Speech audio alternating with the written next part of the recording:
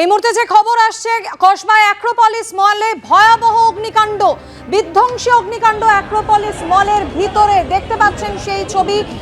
ফের একবার শহরে বিধ্বংসী অগ্নিকাণ্ডের ঘটনা। কসবায় অ্যাক্রোপলিস মল, সেই মলের ভিতরে অগ্নিকাণ্ড। ইতিমধ্যে দমকল কর্মীরা তারা যুদ্ধকালীন তৎপরতায় আগুন নিয়ন্ত্রণে আনার চেষ্টা চালাচ্ছেন। সরাসরি কসবার অ্যাক্রোপলিস মলের বাইরে থেকে সেই ছবি আপনাদের সামনে রেখেছি। মলের ভিতরের একটি অংশে আগুন ধরেছে এবং গলগল করে কালো ধোঁয়া বেরোচ্ছে অ্যাক্রোপলিস মল থেকে। মলের তৃতীয় তলে অগ্নিকাণ্ডের ঘটনা। ইতিমধ্যে ঘটনাস্থলে পৌঁছে গিয়েছে দমকলের 3টি ইঞ্জিন। মলের ভিতরে এই মুহূর্তে প্রচুর মানুষ থাকায় স্বাভাবিকভাবেই হুড়োহুড়ি ছুটাছুটি শুরু হয়ে গিয়েছে। কসবায় অ্যাক্রোপলিস মলের ছবি আপনাদের দেখাচ্ছি। শহরে ফের একবার বিধ্বংসী অগ্নিকাণ্ডের ঘটনা। ইতিমধ্যেই দমকলের 3টি ইঞ্জিন ঘটনাস্থলে পৌঁছে গিয়েছে। দমকল কর্মীরা যুদ্ধকালীন তৎপরতায় আগুন নিয়ন্ত্রণে আনার চেষ্টা চালাচ্ছে। মলের একেবারে ভিতরে তৃতীয় তলায় এই অগ্নিকাণ্ডের ঘটনা। রুমা পাল আমাদের প্রতিনিধি এই মুহূর্তে আমাদের সঙ্গে সরাসরি রয়েছেন। রুমা, অগ্নিকাণ্ডের ঘটনা আমরা দেখতে পাচ্ছি মলের তৃতীয় তলায়, কিভাবে আগুন লাগলো এখনো পর্যন্ত কি জানা যাচ্ছে?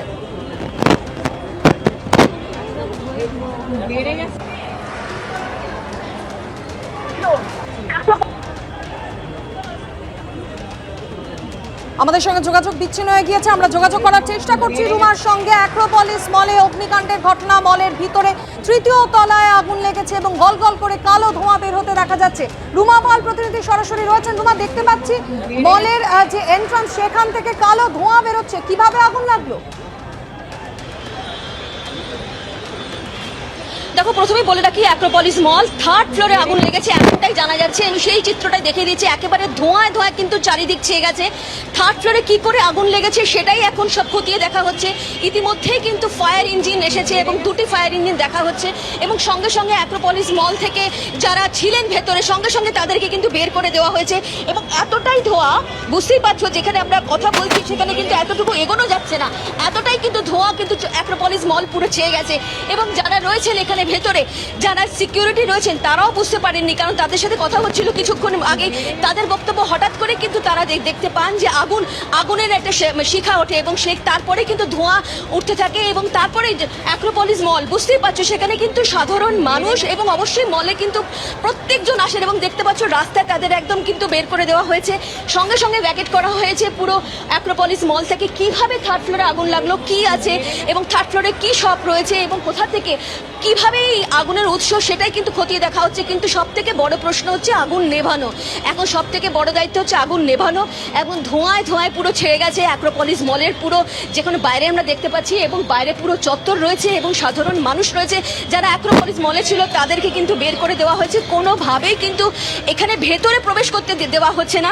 বুঝতেই পারছো যে যখন আমি কথা বলছি যে এতটাই ধোঁয়ার যে এতটাই বেগ রয়েছে এবং যেভাবে লোকজন ভেতরে একদম ভেতরে প্রবেশ করতে দেওয়া হচ্ছে না। এবং যারা কটার সময় আগুন লেগেছে এবং কোথায় আগুন লেগেছে, সব থেকে বড় প্রশ্ন যে 3rd ফ্লোরে। এবং যেহেতু অ্যাক্রোপলিস মল, এখানে কিন্তু এতটাই ভিড় থাকে, যখন থেকে মল খোলে তারপরে একদম রাত পর্যন্ত কিন্তু ভিড়ের ঠাসা থাকে। সকাল নিচ একদম 1st ফ্লোর, গ্রাউন্ড ফ্লোর থেকে শুরু করে একদম ওপরে যেগুলো তলা রয়েছে। এবং দেখতে পাচ্ছ যে এখানে আমরা দেখতে পাচ্ছি যে হুইল চেয়ার নিয়ে একজন যাচ্ছেন এবং ভেতরে যারা সিকিউরিটি রয়েছেন তাদের কিন্তু একেবারেই ভেতরে প্রবেশ করতে দিচ্ছেন না, কারণ এখানে 2টো ফায়ার ইঞ্জিন দেখতে পাচ্ছি এখন। এবং যারা ফায়ার ইঞ্জিনে যারা রয়েছেন, যারা দমকল বাহিনী রয়েছেন এবং হোস পাইপ দিয়ে এই ধোঁয়া এবং আগুনের উৎস নেভানোর প্রচেষ্টা করা হচ্ছে। কিভাবে আগুন লেগেছে অবশ্যই পরবর্তীতে খতিয়ে দেখা হবে, কিন্তু সব থেকে বড় প্রশ্ন এখন এই আগুন নেভানো। এবং আগুন নেভানোর জন্য কিন্তু দেখতে পাচ্ছি একদম তৈরি হয়ে যাচ্ছেন এবং সেই প্রস্তুতি আমরা দেখতে পাচ্ছি যে একজন দমকল কর্মীকে দেখা যাচ্ছে যে কিভাবে তারা উপরে ভেতরে 3rd ফ্লোর যাবে এবং তার সমস্ত কিন্তু যা ব্যবস্থাপনা এবং মাস্ক থেকে শুরু করে যা ব্যবস্থাপনা সেটা নিয়ে কিন্তু তারা ভেতরে প্রবেশ করবে। এটা বোঝা যাচ্ছে যে 3rd ফ্লোরে আগুন লেগেছে। 3rd ফ্লোরে আগুন লেগেছে এবং সেক্ষেত্রে সব থেকে বড় প্রশ্ন হচ্ছে যে এই যে যারা দমকল কর্মীরা যাচ্ছেন ভেতরে কেউ আছেন কিনা, সেটা সব থেকে বড় প্রশ্ন। যদিও আমরা সিকিউরিটির সাথে কথা বলেছিলাম, সিকিউরিটিরা বলেছেন যে এখান থেকে সমস্ত মানুষজনকে কিন্তু ভ্যাকেট করে দেওয়া হয়েছে, বের করে দেওয়া হয়েছে, কিন্তু তাও একজন দমকল কর্মীকে দেখা যাচ্ছে সব অন্যান্য যারা তার সঙ্গীরা রয়েছেন তার সমস্ত প্রস্তুতি করে দিচ্ছেন, মাস্ক পড়ানো হচ্ছে, ভেতরে যেহেতু প্রবেশ গলগল করে একদম ধোঁয়া, সেই ধোঁয়া এমন প্রকোপ যে বুঝতে পারছো যে কোনোভাবে সেখানে টিকে থাকা সম্ভব নয়। এবং এখানে যেহেতু ওখানে যাওয়া সম্ভব নয়, এখান থেকে সরিয়ে দেওয়া হচ্ছে। এবং যেহেতু সংবাদ মাধ্যমকে এখান থেকে সরিয়ে দেওয়া হচ্ছে, যে দমকল কর্মীরা ভেতরে যাচ্ছেন, মাস্ক পরছেন। এবং থার্ড ফ্লোরে যেহেতু এই আগুন লেগেছে, আগুনের উৎসটা কি সেটাই সব থেকে বড় কথা জানার দরকার। এবং সব থেকে বড় প্রশ্ন হচ্ছে অ্যাক্রোপলিস মলে আগুন লেগেছে, একদম যেখানে কসবায় এবং রুবি থেকে যেখানে অ্যাক্রোপলিস মল, সেখান থেকে দেখতে পাচ্ছেন কেন যে এই সিকিউরিটিরা এরকম করছেন। সব থেকে বড় প্রশ্ন হচ্ছে, আমরা বাইরেই রয়েছি, সংবাদ মাধ্যম বাইরেই রয়েছে, আপনাদের ওখানে যাওয়া হয়নি। আগুন লাগার পর সবসময় দেখা যায় যে সবসময় সিকিউরিটিদের একটা বক্তব্য থাকে, বাইরে সংবাদ মাধ্যমকে বাইরে ঠেলে দেওয়া, ডোন্ট টাচ, হাত দেবেন না, আপনি আপনার কাজ করুন, আমি আমার কাজ করছি, যান।